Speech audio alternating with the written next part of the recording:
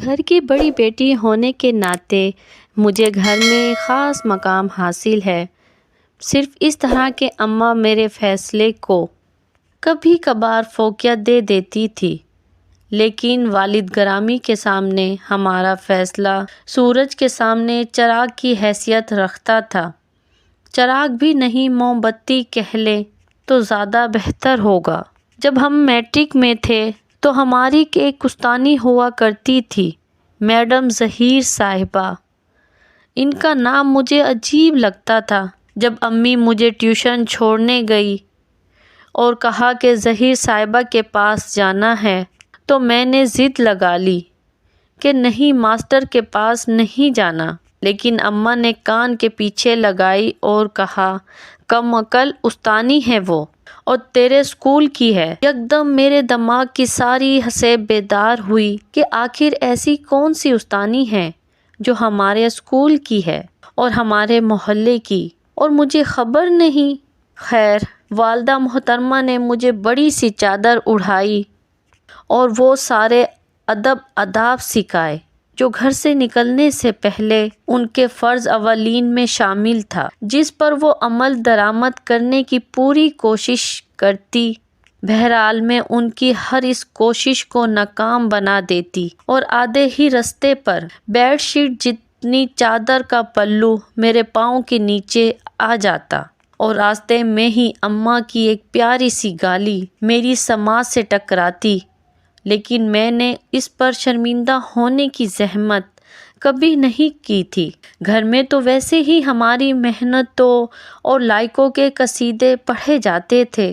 تھوڑی ہی مسافت پر استانی صاحبہ کا گھر تھا۔ گھر پہنچے تو پتہ چلا کہ یہ تو وہی استانی ہے جس کے قہر سے پورا اسکول پناہ مانگتا ہے۔ بات یہ تھی کہ استانی صاحبہ بہت موٹی تھی اور ان کا ہاتھ کسی ہتھوڑے کی مانند جب کسی نالائق اور کن ذہن بچے کے گول مٹول گالوں پر پڑتا تو اس کی ساری حسیں بیدار ہو جاتی، اور پھر چند ہی منٹوں میں وہ رٹو توتے کی طرح فر فر سبق سنا دیتا۔ ٹیوشن سینٹر کا منظر کچھ اس طرح تھا کہ کمرے میں ایک بڑی سی چارپائی پر استانی صاحبہ براجمان تھی اور کمرہ کچا کچھ بچوں سے بھرا پڑا تھا۔ کچھ تو کونوں میں دبکے بیٹھے تھے۔ میں ٹوپ کر استانی صاحبہ کے قدموں میں جا بیٹھی اور میری والدہ ان کو میرے قصے سنا کر واپسی گھر چلی گئی۔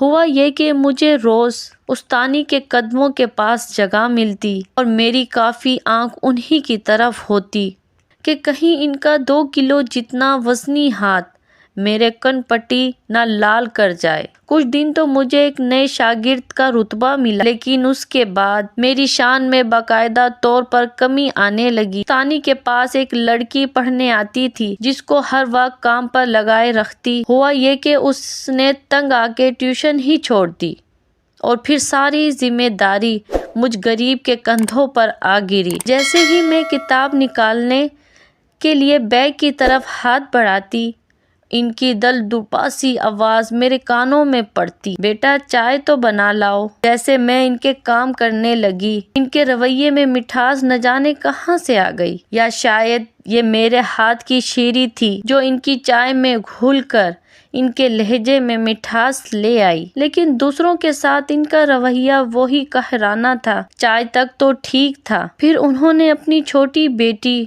جس کی ناک ناقابل برداشت حد تک بہتی رہتی، اس کی ذمہ داری بھی مجھے سونپ دی۔ 5 منٹ بعد کچن سے اس کا فیڈر بھر کر لانا میرا اولین فرض تھا۔ ایک دن انہوں نے مجھے کوئی تیسری بار چائے بنانے کا کہا۔ آج میں نے سوچا کہ کیوں نہ استانی صاحبہ کو اچھی سی چائے پلائی جائے۔ میں نے ایک کپ میں 4-5 چینی کے ملائے اور کڑک سی چائے تیار کی، پلیٹ میں رکھ کر پیش کی۔ پلیٹ میں چائے دیکھ کر استانی صاحبہ نے چشمہ درست کیا اور کپ اٹھا کر پاس ہی چارپائی پر رکھ لیا۔ میں نے بسم اللہ کر کر کتاب کھولی اور کانی آنکھ سے استانی کو دیکھا، پی رہی ہے یا نہیں۔ قریب 5 منٹ کے بعد انہوں نے کپ اٹھا کر منہ کے ساتھ لگایا اور پہلے گھونٹ پر ہی ان کے چہرے کا زاویہ بدل گیا۔ میں نے بامشکل تھوک نگلا اور جھوم جھوم کر سبق یاد کرنے لگی،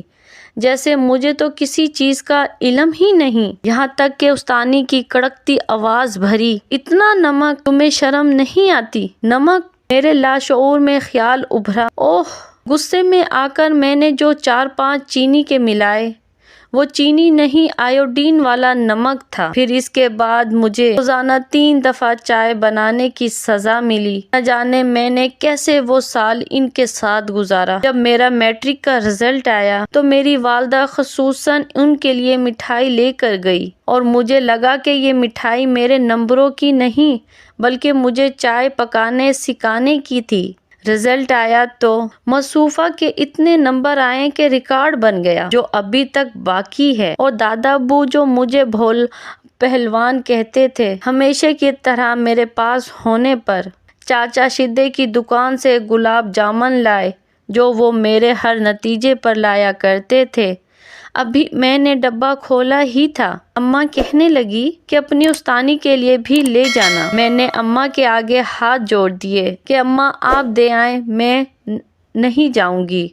اتنا میٹھا ان کو نہیں پسند۔ نہ جانے کیسے اماں کا دھیان بدلا۔ اس ڈبے پر صرف میرا حق ہوتا تھا، میں کسی کو دوں یا نہ دوں۔ پھر میں رحم کھا کر اپنے بہن بھائیوں کو ایک آدھا کھلا ہی دیتی۔ جہاں مجھے اپنے میٹرک کے نتیجے کی خوشی تھی، وہاں اس بات پر بھنگڑے ڈالنے کو دل کر رہا تھا کہ اب چائے نہیں بنانی پڑے گی۔ گلاب جامنوں کا آدھا ڈبہ ختم کر کے جیسے ہی میں نے آنکھیں موندی، دوسرے کمرے سے اماں کی آواز آئی، اتر چائے بنا کے لا۔ اور پھر آنکھیں کھولتے ہی میرا خوابوں کا محل چکنا چور ہو گیا۔ چائے بنانے والی قید بامشقت نہ جانے اور کتنا عرصہ کاٹنی تھی۔ بس وہ دن ہے اور آج کا دن ہے۔ یہ چائے بنانے کی سزا کاٹتی آ رہی ہوں۔ آپ سب کو ایک ہی پیغام دوں گی، چائے اچھی بنانے والی کوشش مت کیجیے گا۔ اگر اچھی بن گئی آپ سے تو یہ چائے کا ایوارڈ آپ کے نام لکھ دیا جائے گا۔ پھر آپ چاہ کر بھی چاہ سے جان نہیں چھڑا پائیں گے۔ مزید اچھی کہانی سننے کے لیے میرا چینل سبسکرائب کریں۔ ملتے ہیں اگلی کہانی میں، تب تک کے لیے اجازت دیجیے۔ اللہ حافظ۔